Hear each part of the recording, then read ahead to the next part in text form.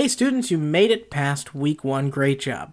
Now we're going to get started on week 2. And how are we going to do that? I'm going to introduce you to a concept called objects. This is all part of a big theme I call object-oriented design. Let's open up Illustrator and get started. So you can see I have my own custom layout here, and I have the appearance palette separated out. You'll see why in just a second. Let's make a new document, and we'll call it Objects. We'll hit OK.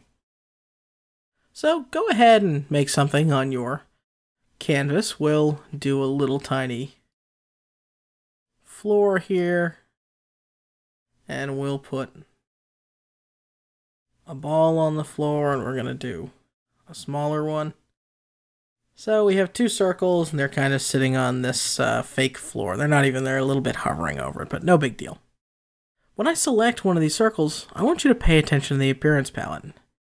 It calls this, what we have selected, a path.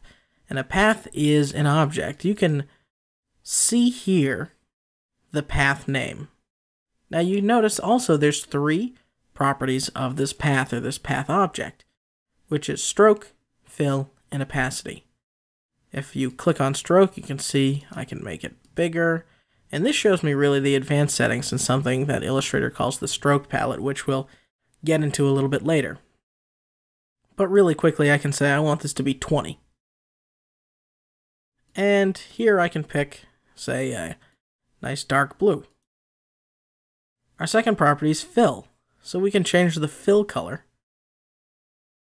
And then finally we have opacity, where we can make things semi-transparent and change their blending modes, which again, we'll get into a little bit later. Next, let's select our big path over here. And we're going to change its stroke and fill colors too. So we'll do a red, and we'll make that about a 40-point stroke. The fill will make an orange. And then finally we'll select our floor.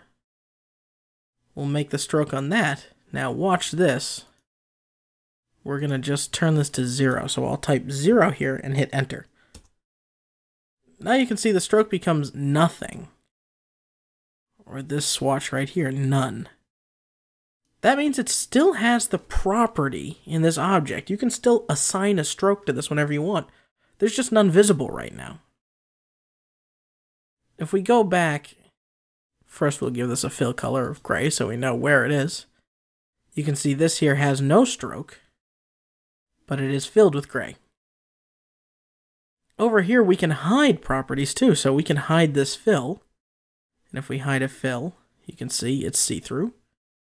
Or if we turn it back on again, there's our fill.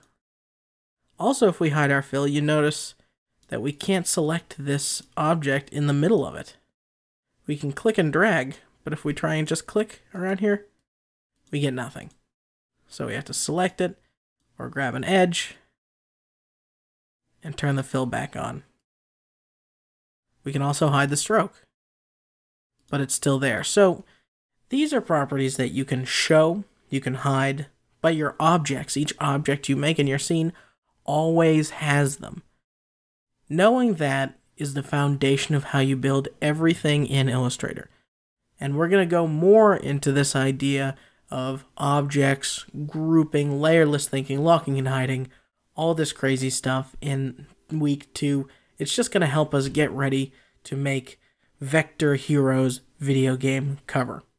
So coming up next, stay tuned, it's all about grouping your objects.